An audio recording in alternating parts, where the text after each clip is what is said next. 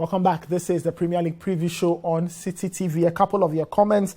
This one is from Breezy from Dansuma. Liverpool will win 3-0 against Brighton. This one says the oil in Ole is finished. And somebody says if United want to move forward, they should sack Ole. He's not capable. The club is bigger than him. Somebody says United should go for Conte. And the funny one says breaking news. Liverpool has confirmed that Mo Salah wants to leave the club. He wants to join Tottenham Hotspur and play against Man United on Saturday. Interesting stuff. All right, now talking about moving clubs and switching clubs, be ready to do some transfers, be ready to get some wisdom. It's time for the FPL zone.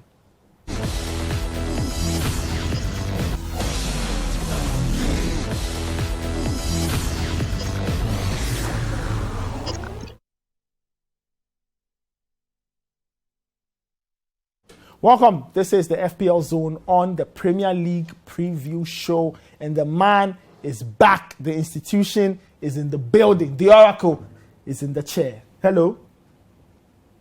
Hi, Nathan. What's happening? I'm great. Last week, I ate good. I know. I know you did.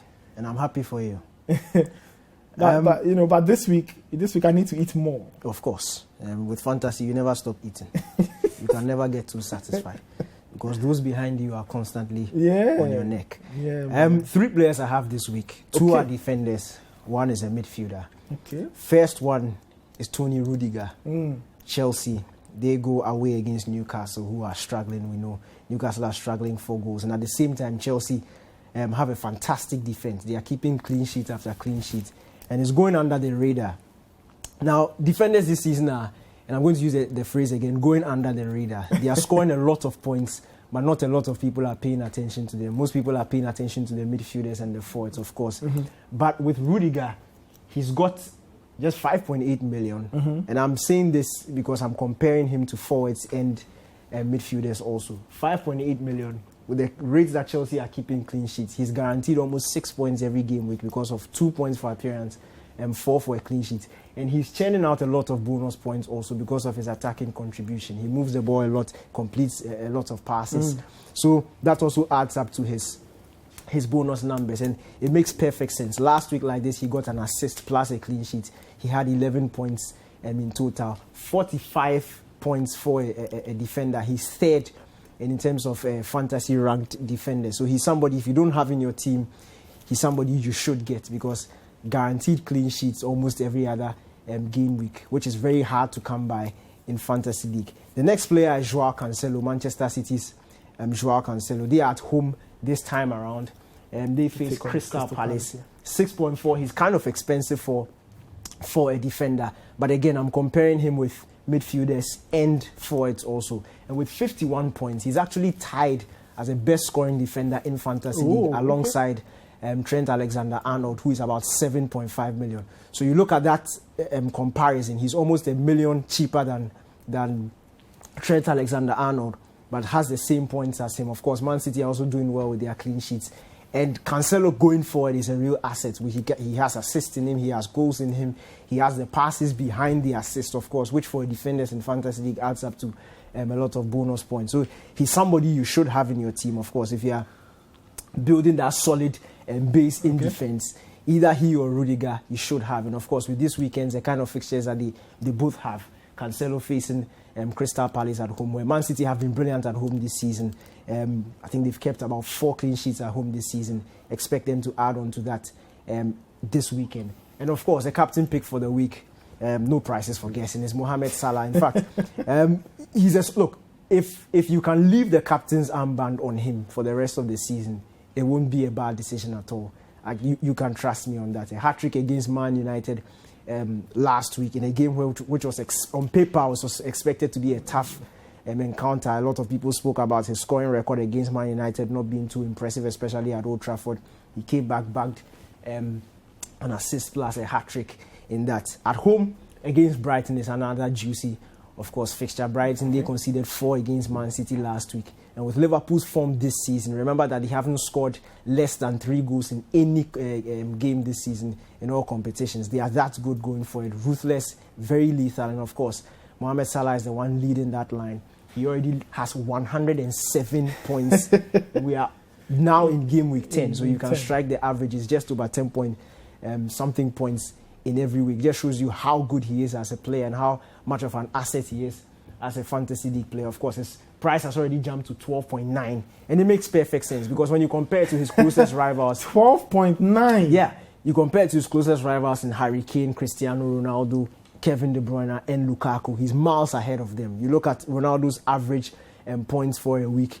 It's going as low as 3, and that is not value for money. Lukaku, of course, with the injury, not value for money. As it stands, you look at Harry Kane, the fact that he scored just 1 Premier League goal this season, not value for money. So the guy who is giving the numbers and the guy who you cannot do without is by far Mohamed Salah. And I'm repeating it again. If you can leave the captain's armband on him, he's somebody you cannot go wrong with the captain's armband. Even if it doesn't work for you this week, you're almost guaranteed it's going to work for you.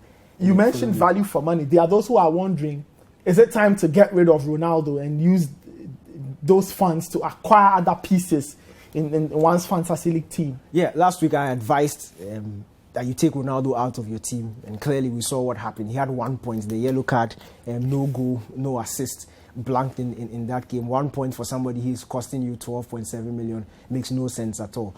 So I was advising that you take Ronaldo out, and it's still not late because you look at the fixtures United have in front of them. Quite difficult fixtures against Tottenham this week, next week against Manchester City. You don't know how he's going to. And with the form United is in, he himself is not getting in the goals as you expect. Okay. I think he scored 1 goal in his last 4, his last 5, and that is by far no value for money. So you take him out, you put in Jamie Vardy, who is banging in the goals and going under the radar also. He's just 10.8 million. You strike that difference, and he saves you about 2 million in the bank where you can reinvest it into another. But won't it be funny when Ronaldo starts to get in form again? I think it will be a bit of a struggle getting him back into the team. Yes, you see, the thing about the fantasy league is that if you are going to acquire a player that costs you more than 11 million, then they have to be hitting double figures almost every other week. And that's what Salah gives you. Because you have somebody like Cristiano Ronaldo who costs you 7 million, 12.7 million. Then somebody has Antonio who is getting him an average of 9 points a week. Ronaldo is giving you 5, occasionally 6.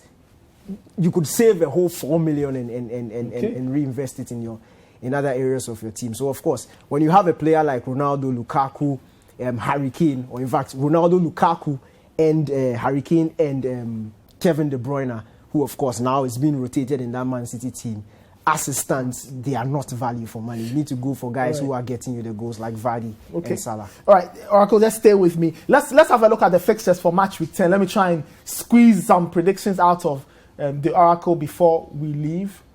Let's see if we can get those fixtures there. But anyway, before we even get into the full fixture lineup, your predictions, any 2-3 games that come to your mind?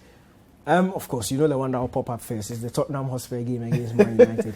The El Shakico. Look, interestingly, I think Man United will get something out of the game. Okay. I think that out of the top 6, the traditional top 6 in the Premier League, the best team they want to face right now is Tottenham Hotspur. Okay.